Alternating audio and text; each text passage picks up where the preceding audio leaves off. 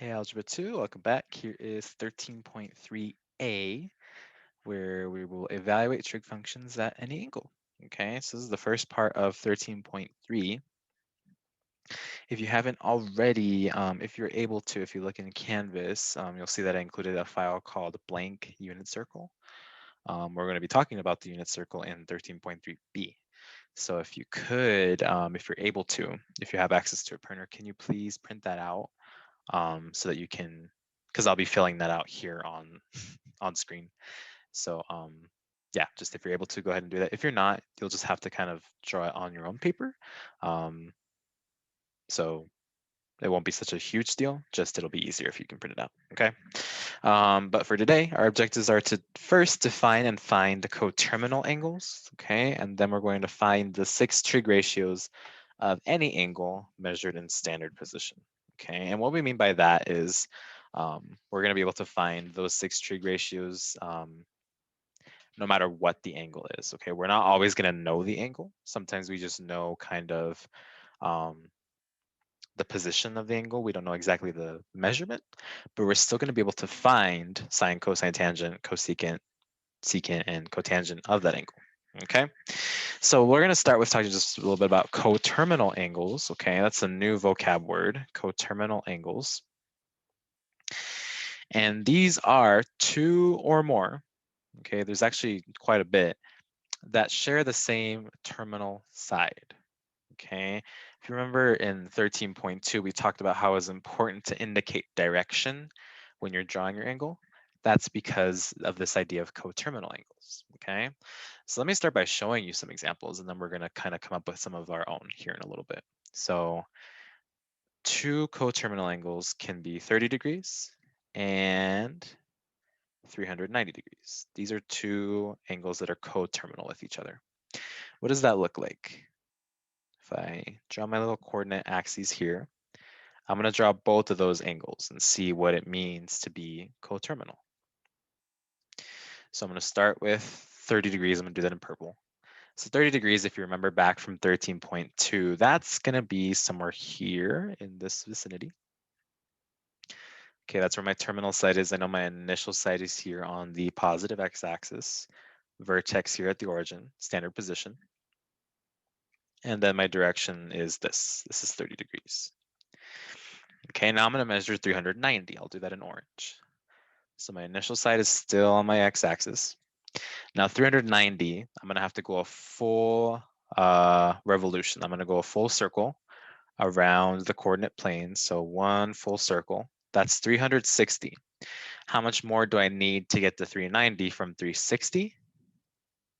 Well, that's going to take 30 more degrees. So then I just end up here where my original 30-degree angle is. Okay, so now notice how they quite literally share the same terminal side. These angles look pretty much identical. The difference is that this terminal side has gone over the initial side once, okay? And again, that's why this little directional spiral, this arrow, is so important, because 390 degrees and 30 degrees, the value is different, right? 30 degrees and 390, two completely different numbers. In terms of position, they look the same, okay? So they're different values, they just look different. Think about fractions, right? How 2/4 is the same thing as 1/2, but 2/4, those are obviously two different numbers compared to 1/2, right? 2 and 1 not the same, 4 and 2 not the same. They're kind of just different names for the same kind of idea, right? That's one way to think about it. Okay, and now I can do the same thing with angles measured in radians. Okay, let's think about 2 pi over 3 and negative 4 pi over 3.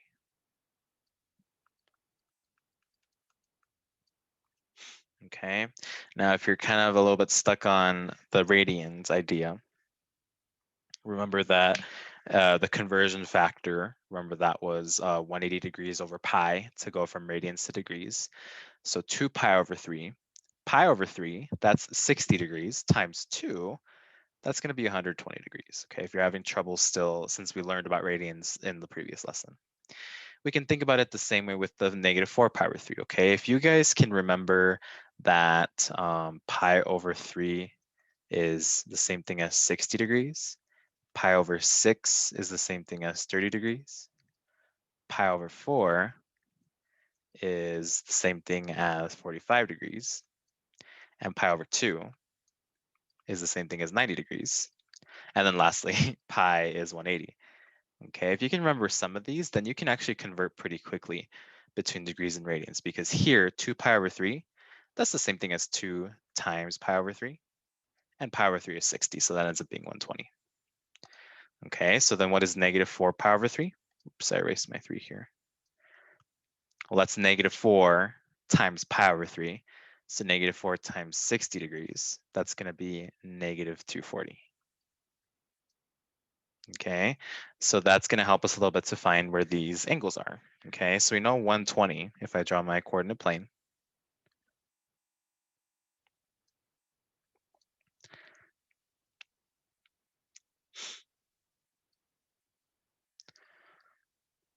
I know my 2 pi over 3 is where 120 is at, and that's going to be right here. Okay, so this right here is my 2 pi over 3. And then my -4 pi over 3, well, that's going to be -240 degrees. Now, 4 pi over 3 is down here, right? This is 4 pi over 3, positive. So then -4 pi over 3 is going to be on the opposite, across the x-axis, and it's exactly where my 2 pi over 3 terminal side is, right? Since they are coterminal. Okay, so initial side is here, and I forgot to draw my initial side for my 2 pi over 3. But then the directional arrow is going this way because it's a negative angle. And so this is -4 pi over 3.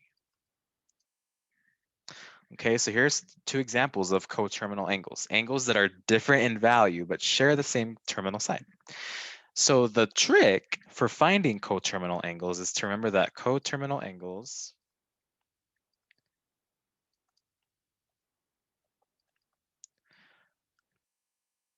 are increments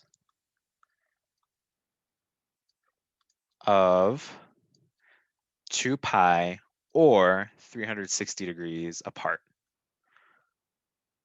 Okay, since they share the same same terminal side, the only way I can get to that same terminal side is by going a full revolution around the coordinate plane.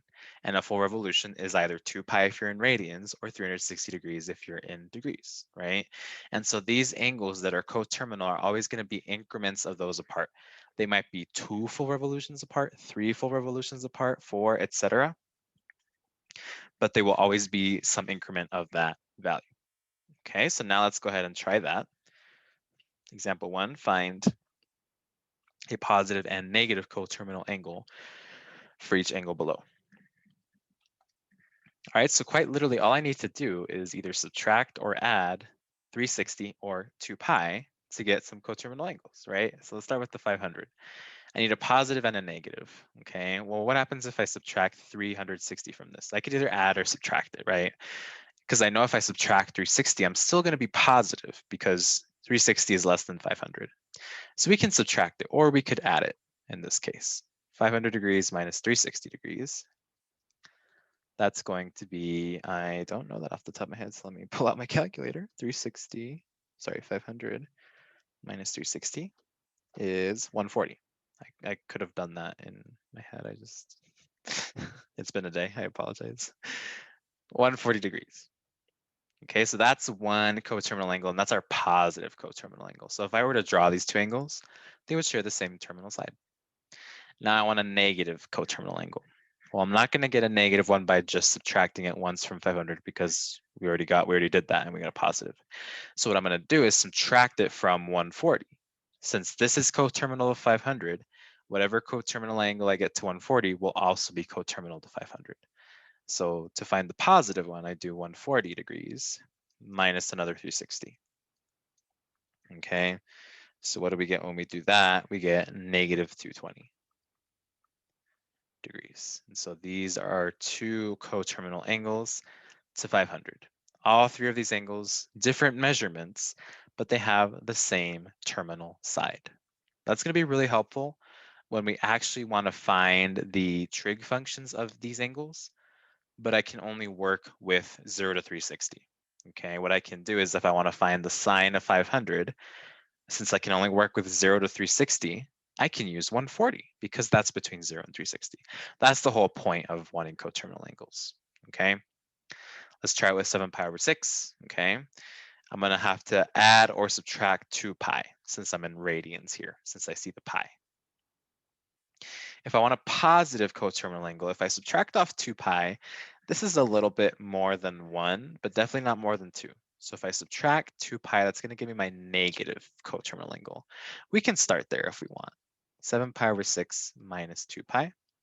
I'm going to need common denominators, so multiply by 6 over 6. That's 7 pi over 6 minus 12 pi over 6. And so that's going to be negative 5 pi over 6. Okay, so that's our negative coterminal angle. Now I want a positive, okay? And so we'll go back to 7 pi over 6 and add 2 pi. So 7 pi over 6 plus 2 pi, or in this case, 12 pi over 6, right? So 7 pi plus 12 pi, each over 6. That's going to give us 19 pi over 6. And there's our positive coterminal, okay? There's going to be a lot of fraction work with the radians. Hopefully you'll be okay with that, okay? All right, so now let's kind of get into the idea of today's lesson. So evaluating trig functions at any angle. What does that mean? Well, what's going to happen is, here's kind of what the foundation of this is. So we're going to start by measure an angle theta in standard position.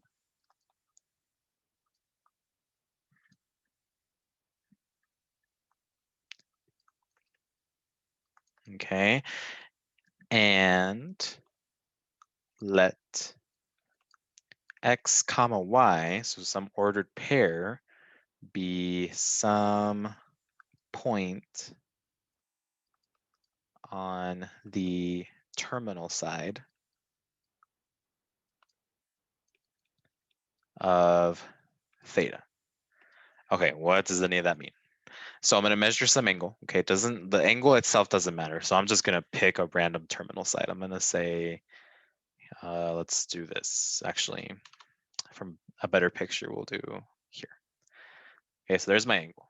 Doesn't matter what the angle is, or it doesn't matter how it is. The measurement of the angle doesn't matter. We're going to call it theta. Okay.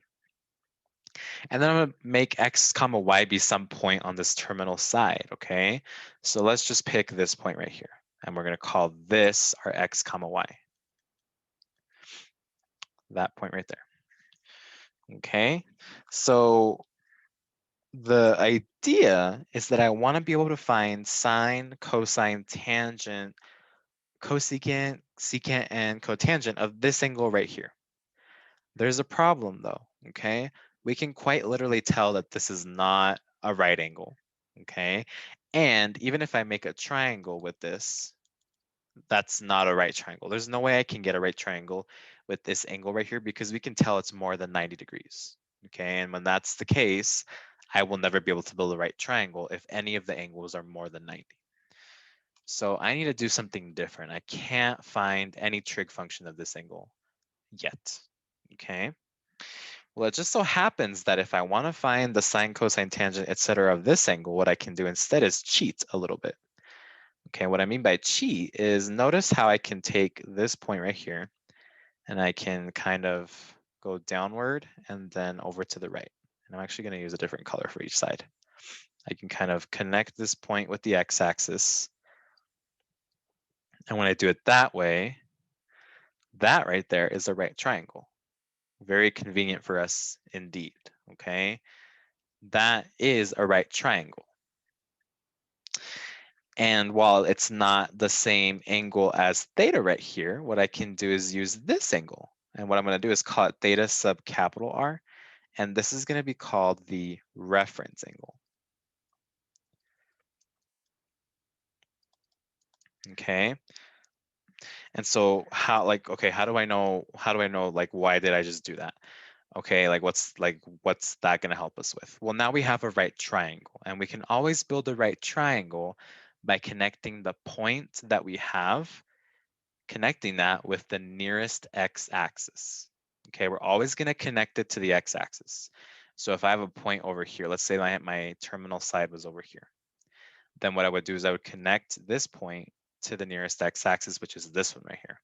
Not to the y-axis, not to any other place, but to the nearest x-axis, okay? So then if I had this terminal side, and my point was right here, then I would connect this to the negative x-axis, okay? So we're always connecting that point to the x-axis, okay? So connect the point x comma y to x-axis to create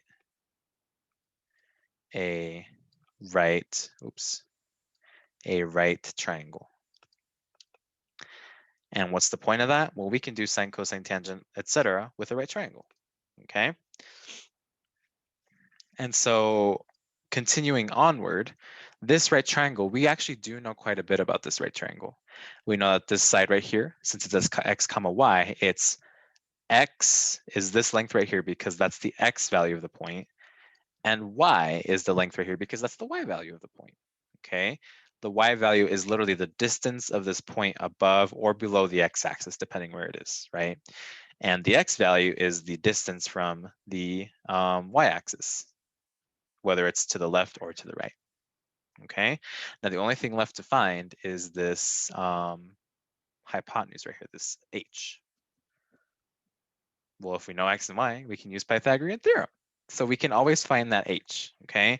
And just the word, h is always positive, right? Our hypotenuse is always positive. Cool, so now we can find sine, cosine, tangent, all that stuff of theta by cheating and using theta sub r instead. So here they are. So sine theta is going to be the same thing as doing sine theta sub r. And so that's going to equal, well, if this is my reference point, this is the opposite side, and this is my hypotenuse. And I can actually label them like that. So this is my opposite side, my adjacent side, my hypotenuse. So that means that if I'm given this ordered pair, this x comma y, then I can find the sine by doing y divided by h. Y divided by h. Cosine of theta is cosine of the reference angle, and it's going to be the adjacent over the hypotenuse, so x over h. Tangent of theta is the same thing as tangent of that reference angle, and that's going to be opposite over adjacent, y divided by x. Okay, and then I can get the other three by taking the reciprocal. That still stands. That's always going to be true. Cosecant of theta is equal to h over y. Secant of theta is h over x, and then cotangent of theta is x over y. I could have done the whole cosecant of theta is actually cosecant of theta sub r, the reference angle, but that we kind of get that from the fact that it's the reciprocal, right? Okay, and so we can use that to find the trig functions of just any angle that we're given, as long as we know a point on that terminal side, okay? We're not always going to be given the point on the terminal side, and so that's where the unit circle is going to help us tomorrow. Let's go ahead and try that out. Let -4, 3 be a point on the terminal side of an angle theta in standard position. Evaluate the Trig's functions at theta. So always, always, always, I told you in 13.1, and hopefully I told you in 13.2, and if I didn't, this is me telling you now. Always draw a picture. You're going to draw lots of pictures for this chapter. Okay, so -4, 3. -4, that's over here. 3, we're going to say it's right there. So there's my point, and I'm going to have a terminal side of an angle going through it. Okay, so here's my angle. And so then this right here is theta. Okay, so we're going to evaluate the 6 trig functions of this angle. And I'm going to do that by doing what we just did. Okay, I'm going to connect my point with the x-axis, so here, and then there's also this measurement to create the right triangle. Okay, so there's my right triangle. I know this orange distance, this point is -4, 3. My y value is 3, so this orange distance is 3, because that's how high off the x-axis it is. And then this horizontal distance is -4. Okay, it has to be negative because it's on the left-hand side of our x-axis. Okay, so everything over there in terms of x is negative. All right, so if I want to be able to find my 6 trig functions, I need to find my h, my hypotenuse. Okay, so let's start there. How do we find that? Well, this is the right triangle, so we can use Pythagorean theorem. Okay, so leg squared plus leg squared is equal to the hypotenuse squared. A squared plus b squared equals c squared. So -3 squared plus -4 squared is equal to h squared. Okay, so that's going to be not 16, 9 plus 16. There we go. Got ahead of myself. Equals h squared. So h squared is equal to 25. Take the square root of both sides. I'm going to keep it positive because h is always positive. So that means h is equal to +5.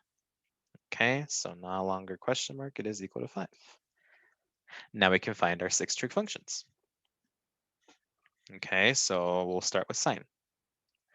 So sine of theta is equal to the sine of this theta sub r, which we already discussed was the y value of the ordered pair divided by the hypotenuse. So 3 divided by 5. 3/5 cosine of theta, if you look above, is x over the hypotenuse. So 3 divided by 5. No, sorry, -4 divided by 5. -4/5. Tangent of theta is equal to the y value divided by the x value, so -3/4. And now I can just take reciprocals. Cosecant theta is going to be 5/3. Secant theta is equal to -5/4. And then cotangent theta is -4/3. And there is your answers. Okay, not too bad. I think the hardest part about this is just drawing the picture. Once you've drawn the picture and you can go ahead and grab all the information from it, you're set because you already got all the information. Okay, so now let's just do it one more time. Same setup as example 2, okay, except we're going to have the point -5, -12. So let -5, -12 be a point on the terminal side of the angle in center position. Evaluate the 6 trig functions. Okay, so draw the picture first.